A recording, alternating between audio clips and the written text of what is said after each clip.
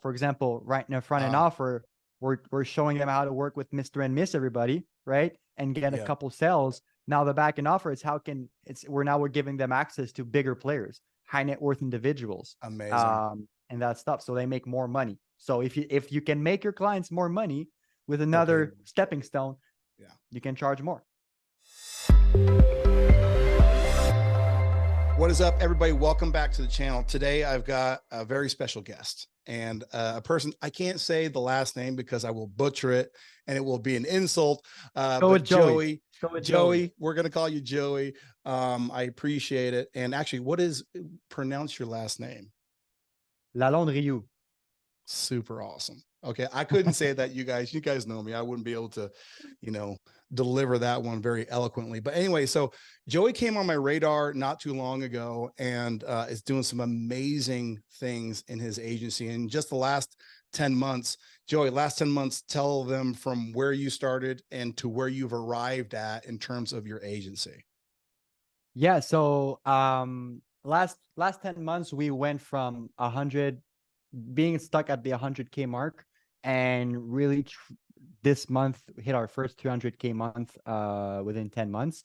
And it's just the start of it, honestly. We're just building foundations over the last 10 months, bringing UpHex into it. And it changed the game for us, for sure. Yeah, that's awesome. Yeah, I from time to time, and it's funny because the top players in UpHex a lot of times just go unnoticed by me because they're building their businesses, they're really entrepreneurs, they're really doing it. And then every now and again I'll get a message like the one I got from you, which was, hey, we're crushing it, here's where we're at, this is where our client base is at. And I'll just be like, oh, I didn't know Joey before this message. So I know I had to get you on and deconstruct your success for the viewers. So tell us real quick about your niche, about your agency overall. Let's give us an overview of your agency, and then I'll see if we can take us through a journey on how you did it. Yeah, for sure. So I'm the co-founder and CEO of Fondaco Media. So we help insurance agents and financial advisors scale with client and recruiting acquisition systems, which we mainly do with the good old UpHex and go high level that we really recombine into a really nice offer for our clients. So that's pretty much what we do now. We're in Canada. We've been working in French only because I'm French Canadian from Quebec. So we scaled our agencies to 100K in French only in Quebec. And it's not until this year that we really pull out the valves to the US market and the Canadian market. That's why we're really early in that market. And we have a long way to go there. And that's really what tripled our business there with UpHex, with that offer that we cater to our specific niche. So you guys have traditionally, so we were talking before, you've been in the agency space for now it's the third year, right? Yeah, exactly. And before this year, you were catering just to French speaking people? Yes, exactly. So, I mean, if you want, we can go back to it's like a Please. couple, like last year, we were doing the pay per lead model, right? So that's how we really got up. So, I mean, if we go back to literally when I started, like 3 years ago in my first year, so we were typical college kids, right? That didn't know what to do. And we fell upon some Iman Gadzi and some Hermosis on YouTube, and we're like, yeah, sure, we should be like those, right? So we started to watch some YouTube and learn about Facebook ads online and stuff like that. And we're like, okay, that seems pretty doable. Let's try it. So me and my partner were both 50-50. We co-founded this project that we never know that is going to be our life 3 years later. And then, yeah, we started this. His dad had a garage renovation business that he used just to garage renovations, basically. And we were like, hey, do you need more clients? He was like, yeah, I need more clients. So we did like a whole pitch. It was our first pitch ever. And he went on for $1,500 a month, just typical retainer style agency, $1,500, just bring him leads with Facebook ads. And when we got the Stripe, and we're like, oh my God, like this is amazing. I got paid as much as my whole month working at that part-time job, like just doing this. So that's crazy. That's very nice. And that was kind of the aha moment. And I think that's a tip for also everybody, like how to get your first, if people are still waiting for their first clients, there's nothing best than people that already know you. Like people Yeah. that already know you, family, I don't know about you. But that's a good tip that cater to a lot of people that I know that started this I as couldn't well. agree more. That those first couple of clients, one, you have the jitters of actually quote selling, right? Yeah. And so they know you, they know that you're not going to quote scam them or anything along Yeah. those lines. So they're a lot more understanding. And the biggest barrier to selling is just certainty and then credibility. If you're certain, if you Sure. know you can produce results and people trust and believe in you, then selling is easy. Selling's not hard at all. Mhm. So, okay. So you started out with a $1,500 retainer model, which that's my model too. When I started my agency, we were pretty cut and dry. That's the Ty Lopez model, right? The Mhm. charge $1,500 retainers, deliver them leads, done. Exactly. And Where did you hope go for from? them to hope for Yeah, them to renew at the end, huh? that's So right. Exactly. Hope for them to renew. And hopefully if you did it good, they'd stay a couple of months. But okay. So you went from that yeah. and then tell me where you went next. Yeah, exactly. So I mean, that works. We're like, all right, let's do it again. So we started to reach out, emails, Facebook. That was in 2020 in COVID. So we were just reaching out to those people and we're like, we got another client here, another client there. We got like 4 or 5 other clients in different niches in Quebec, in my hometown. So for like window cleaning, roofing, all those different little construction businesses that all paid us around 1,500. We're like, okay, that's good. We quit our part-time job because we had a couple money there. Like, let's go full-time into this. And that was when my first year of university was starting at that specific time, also in fall. But I was really all in into that business. So we were that retainer model. And then we started working with one financial advisor, so insurance agent that happened to be a family friend that kind of heard that that was kind of a little marketing project that I was starting. So he wanted to start this with me. And we did the same thing, 1,500 a month, give some ads. And that was just the client that had the most results right off the bat. Like crazy results. And we always got told, like, we were watching a lot of YouTube at that time. We never bought a course, only watching YouTube and reading books. And we always heard the story, niche down, productize your offer, niche down. We're like, yeah, I mean, we're just going to take everyone that's ready to pay us, right? But then once we got that results with that insurance agent, we're like, damn, all right, that we need to Let's duplicate do that that process. again. Let's do that again. Let's do that again. Exactly. So then we got another insurance and another insurance agent. And then we're like, okay, let's specialize only with insurance agents at that point. That was like end of 2020. And we got to like 10 insurance agents paying us around $1,000 to $2,000 each. That was good. Life was good. $10,000. We just dropped out of school. Like, yeah, we're making 10K a month.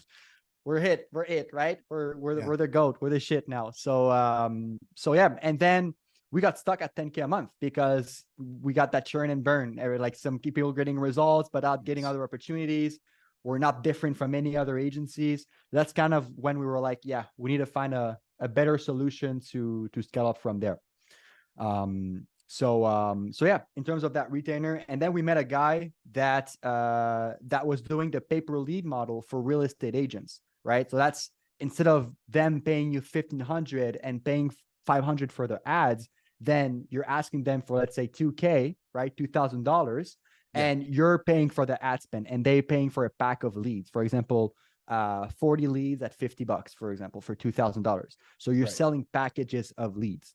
So once we start doing this in French only, it took off. Like in 4 months of doing this, we went from doing 10 to 100K just by doing the pay per lead model. So that was a really like crazy booming moment in our. So your package would be, so you'd say, hey, $2,000 and we'll give you X amount of leads. Is that how you broke it down?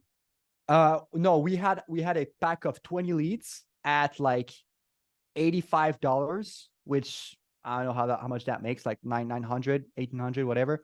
Or we had a 50 pack of leads at like 80, or a 100 pack of leads at like 70. So once in a while, we were lucky enough and we sold like a $7,000 pack of 100 leads, but we had that breaking down like this. So like 3 pack of leads. And when people went through that pack of leads, like, all right, you want more, right?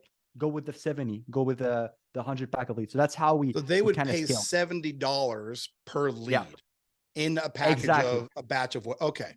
And would they pay before? Yes. So they will pay before. And that was a whole process. We learned that from Dan Wardrope. Yeah. from Flexible he's in the UK. One of my Yeah. friend bought his course, and he just showed me how to do it. It's a whole process with like Leads Hook, Lead Prosper, like a lead distributor kind of system. Yeah. And what would happen is we would have a big brand on Facebook, a Facebook page, and we would pay for all of the ad spend. So we would pay for the ad spend. We would combine all the money of our clients, and their goal was to make the lead as cheap as possible, but Yeah. as high quality as possible. So we were like generating them for like $20, Yeah. and we were selling them for $70. So we were 50 making bucks. about $50 per lead that we sold. Right. That's awesome. And you were aggregating all of your clients' accounts. So if you had 30 insurance Yep. agents, you would run all of their campaigns off of a single ad account. Yes. So like at one point we were spending like a couple of grand a day, like on ads, because our goal was to, it was a bit of a shit show, honestly, because we didn't know what to do. Like it was our first year in business. We're just figuring out stuff on the fly, hiring VAs here, VAs there, like from Upwork, helping us with client support, which was trash, right? Because we didn't want to do this. We were traveling we're traveling. We're like that type of guys, right? running the business. And yeah, so we would generate those leads, and our goal was to get the cost as low as possible and making sure our clients are making sales with the leads that we distribute them, that it would get through a CRM, a GHL, go high level system. They will get the leads automatically, get notified, and just call the lead from there. So I have to ask, only because I have scars from this business. 9 years of doing this business. I have some battle wounds. Yeah. Running all of those clients through one ad account, did you ever have the ad account shut down? Honestly, no. No. Like we never had, and we had like backup ad accounts, of course. But since now you see we're getting more problems with that, because it's newer ad accounts that we're starting clients and stuff like that. But now like we had like 500,000, $1 million spent on that ad account. So Facebook is not going to shut it down. So once you build that reputation, we didn't have that horror story happen to us, which we were kind of lucky at that point. I only mention it at this point because that model is awesome, right? That's a really good model. And the arbitrage that you're getting, phenomenal. And it's easier to sell because like in sales, we always talk about sell the drill or sell the hole, not the drill, right? Yeah. Selling packages of leads couldn't be more of selling the whole than it's like, oh, how many leads? That's what you're getting. So exactly. It becomes a really attractive thing to sell. But the thing that some people, and especially if you're new, you're watching this, the potential threat is having either an ad account or a business manager shut down. Yeah. If that happens, you're out of business. Like you're completely out of business. Literally. So just like word of warning, it's an awesome model, but I think there's a better way to do it. So you went from that, walk me through to the next strategy, because you're not doing that still today, right? No, 100%. And my theory for this is that it's an amazing model that gets you to that first 50K per month, even 100K per month.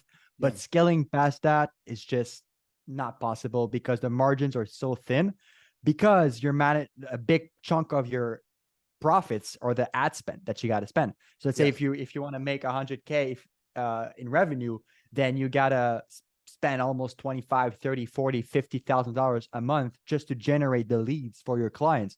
So like, how do you want to have an A player on your team? And so we were just a bunch of like, I'm sorry to say that, but like low quality VAs that we were paying really cheap, and they didn't know what to do. They were just waiting for our next command to do whatever they needed to do. So scaling past that, it was a shit show. We got stuck at that level for a long time.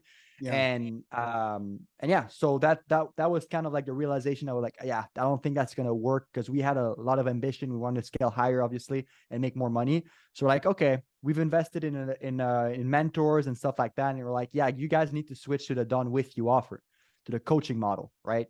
That was kind of like the next step, because we had experience. We've spent over $1 million in insurance, so we've had like the knowledge on how to do so and how to coach them on how to get results. So that's when we pivoted to the coaching model. So last year, actually in December, we've launched. So we did a whole course on how to launch your own Facebook ads. So we did, all right, that whole system that we've been running for you guys. Now we're going to show you how to have it internally, right? So for 5K for 3 months, you'll be able to have your own system, generate your leads, whatever. Okay. Yeah. That was in December. I didn't know UpHex existed at that time in December last year. So like, Wow. okay, let's do it. Let's make them. And we sold like 10 right away. So we made like 50K just like that, or like, okay. And 50K profit because Yeah. they're paying for air basically at that point. So, and we didn't have any expenses. So like, damn, all right, that's how we're going to make our profits. So yeah. And then in January, I fell upon UpHex. I don't know how, honestly, I just fell upon it. We're like, yeah, you can launch your ads in 4 clicks. I'm like, huh. Yeah. I mean, we're teaching our agents how to generate their own leads to Facebook, in doing campaigns, doing 70 clicks on a Facebook ad campaign, all of this. What if we can just plug in UpHex and they can do it in 4 clicks? Like, yeah, that sounds like a great idea. So, so that's kind of how we pivoted with UpHex. So in January, we launched a 2.0 version of what already worked in the last month. Awesome. And at the beginning, we wanted to do a bit of like the software play, the SaaS play that a lot of people that I'm seeing in the group are trying to do, like selling for $300 a month, $400 a month, $500 a month. But in my opinion, I think it's an easy way, and I would like to have your advice on that because you're literally into it. But I think it's what everybody does. It's what everybody does, and it's hard to really position yourself as the best in the industry if you're selling yourself at less than $200 a month, $300 a month, $500 a month. So you're like, how can we charge them 5K, 6K, 10K, right? For them for the same offer with just better features. So we're, again, big fans of Hormozi, like everyone is. We read his book and we were able to find a way to build an offer. Right now we're selling for 6K for 4 months. And after they continue for $500 a month or 3K for 6 months. So it's the same thing, just added a lot of stuff like coaching, community, right? A super user, an insurance agent that actually has success with our leads, that's doing coaching calls every single week, training modules, master classes from insurance agents themselves. So all those stuff that makes agents succeed on top of just the ad and the lead itself. That's just one part of it, but we've added so many other parts that makes it a no-brainer for them to pay us more money, right? That's how we really got our growth to where we are right now. So I think, so we call that the PIF model, the paid in full, so upfront. And I think that's absolutely the model that you do. Now what you charge, so you guys charge $6,000, right? What you charge, and if you're an agency watching this, is largely going to be connected to the exchange. Or in other words, if Joey can produce X amount of revenue in that time frame from his avatar, so from his niche, then he can charge more. But if you're in, we have people that do like trash can cleaning, which is actually a kind of a fun, it's very interesting, right? But you're not going to be able to charge those people $6,000. So there are realities that associate with the avatar, with the niche that you have chosen. But yeah, absolutely. You pay, and we do in my agency, we do 3 months, and then they go on to a retainer model after that, which is, and when I say retainer, it's not a retainer like the $1,500 retainer that we talked about earlier. I think we charge, and we're changing, I think we charge $597 a month after our 3 months. I can't remember, but I'm pretty sure that's it. However, the reason that you sell in that PIF, so paid in full upfront, is because there's a couple of things that a couple of hurdles you're getting over in that first 90 days. And for a new user, a customer, to see a debit come out of their account every month in the first 90 days is a little jarring for them. And they're like, is this worth it? So they're questioning, is it worth every it? month? All the time. Whereas if they pay once and you give them a good onboarding experience, then they have 90 days to say, well, we purchased this, let's give it 90 days. And in 90 days, if you have a good process and a product, you should be able to show them results that will make them say, okay, yeah, this definitely works for us. So I think that model right now today is absolutely the model. Now, what we're doing is, and we're going to be rolling this out in UpHex coming into 2024, is then it becomes the question of how do you get them to buy more? Exactly. And it's not always the idea of saying, hey, we're going to just charge them up front more. You can't get away with that, right? No. It's one, keeping them longer. Okay. And that's a really important thing, but it's two, modifying and adapting your strategy for them. Yeah. These local businesses, they don't have a strategic acquisition bone in their body, right? So when you bring this model to them, like you have, these insurance agents, I'm sure they're just like, dude, I didn't know how to market. I didn't know how to get customers. Now I know how to get customers, right? And you gave this to me. So what you as a marketer, your primary function is to always be thinking, all right, how do I acquire, using my marketing skills and strategy, how do I acquire more customers? So event marketing is, before, pre-pandemic, my agency was probably 80% event marketing. Okay. And it's not something that we've been doing a lot of recently. We have not been talking about it very much, but I tell you what, if you want an easy thing to sell to your existing customers, help them promote an event that gets them more customers. So for example, in your niche, right? In fact, I used to do this back in 2007. We work with doctors, right? Yeah. Today I work with doctors. Back in 2007, I owned a mortgage company, and we would pair up with insurance agents because they were selling whole life insurance. Of course. Yeah. And so we would do these events. We would bring people to a conference center, and they would play, what's that game? The Rich Dad Poor Dad game, Cash Flow Quadrant. Yeah. Okay? Yep. So we would promote these games with advertising, bring them in, and in a single event, these insurance agents would do a presentation and they would make sales. Well, that's smart. If your customers can do a presentation, can convert sales, what do they need? They just need people at the event. And so in my niche for doctors, we promote dinner workshops, all about condition specific solutions that are not necessarily on the radar because they're not covered by insurance, but they're new. It's new technology. And so it's a great way to do that. But you can do this for any niche practically. Yeah. And it's a great way to get more, to keep clients longer, to make more, like just increase their lifetime value.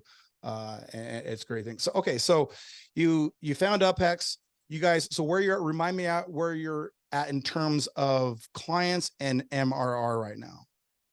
So we're at 200, well, to be exact, 179 active clients, right?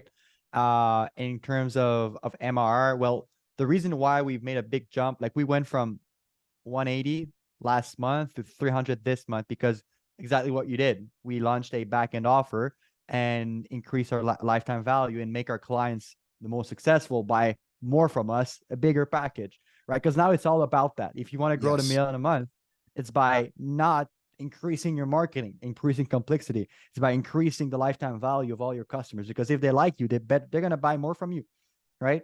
Yes. So, that's the first month of launching this. So that's why in our first month, we literally double the business of that with that back-end offer. So we're at 300K, and we're looking to be honest at 500K by the end of the month, by the end of this year, sorry, just by rolling out more of this back-end offer and having that marketing and that sales team now dialed in. That's amazing. I know everybody who's watching this right now is going to want to know what's the back-end offer. You don't have to give everything, but can you give us a teaser on what your back-end offer is? Yeah, it's just making them work with bigger clients, right? So now, for example, right in a front-end offer, we're showing them how to work with Mr. and Miss Everybody, right? And get a couple sales. Now the back-end offer is we're giving them access to bigger players, high net worth individuals. Amazing. And that stuff. So they make more money. So if you can make your clients more money with Okay. another stepping stone, Yeah. you can charge more. That is a really smart. So a lot of times what we see is your product in and of itself creates a problem for them. So for example, you start running Exactly. ads for them, they start getting leads. What's their next problem? Well, now they got to call the leads and schedule them and all that kind of stuff. Well, we've got conversational AI that will book those appointments and do all of that, but it won't really, you have to inject a person into there. So for a lot of agencies, they find themselves offering the automation. And then they say, well, we'll start doing, you know, a point or prepayment. You know, if somebody has claims a $49 offer, we'll collect prepayment, confirm the appointment, increase your show rate, you make more money. So a lot of times your agency model will kind of develop organically in front of you based on the problems that you observe by them using your product. Right. Exactly. A bit like I'm a big fan of Hormozy, like everything that he does, every video. Yeah, me too. And like, just study this guy and do exactly what he says, and you're gonna get to where you want to be. So I know that one thing he did with his gyms is that he was drilling his sales team every morning. Like, he called it the boiler room. I don't know if you heard that story. Yeah. And he just realized that his gym that he was selling to had problems selling. So I was like, all right, well, they have problems selling. So why don't I just give them the same trainings I give to my sales team every single morning? And so they can bring their sales rep, the gym owners can bring their sales rep to my sales meeting so I can train them. That's an easy upsell, like $1,000 a month. And you can get your sales team trained by my sales team. And that problem wouldn't have arisen if they didn't have customers go in there in the first place. So when you give a solution to one of their initial problems, it's going to create another problem at the back end. So your goal as a business owner is to fix that problem and the problem. That's how you're going to be able to charge more. You know, what's kind of interesting. So in the last month, my agency, who I've had my agency for now 8 years, has merged with another agency called Grow Local. And the reason we merged was because their founders team are all from the gym launch program. Really? And the guy who now is CEO of our agency is just like that. And we have a Slack channel where, and just for context, before this merger, I sold almost every account. I did it through webinars. I did demo calls. I did it through a lot of different means, but I personally sold hundreds. I don't know how many accounts, but hundreds of accounts.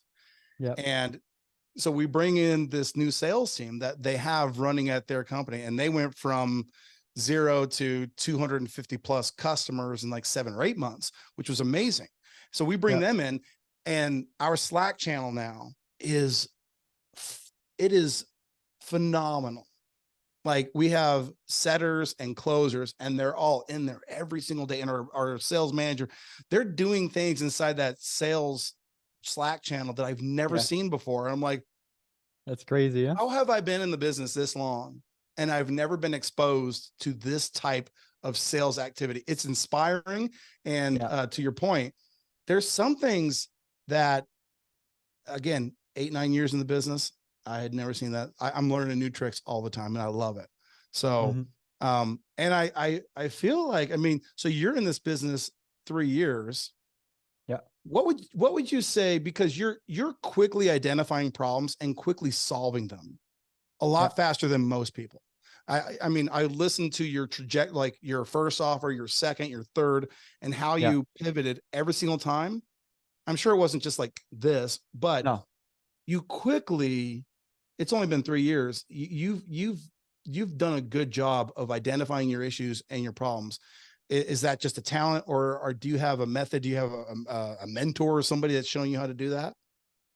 Now, yes, we've invested in, shout out to Cole Gordon. That's hands down for me. He's expensive, right? But he's the one that taught everyone that's doing this kind of model, like all the Ravi and all that stuff. It's Cole that taught him how to do it. So he has something called the theory of constraint, which everything starts it's like a bottleneck, right? Everything starts with marketing, lead nurturing, conversion, fulfillment, and retention and upsells, right? Yeah. But if you're trying to fix your conversion rate, right? By only trying to fix the conversion rate, then you're missing out big time on the lead nurturing and the marketing side.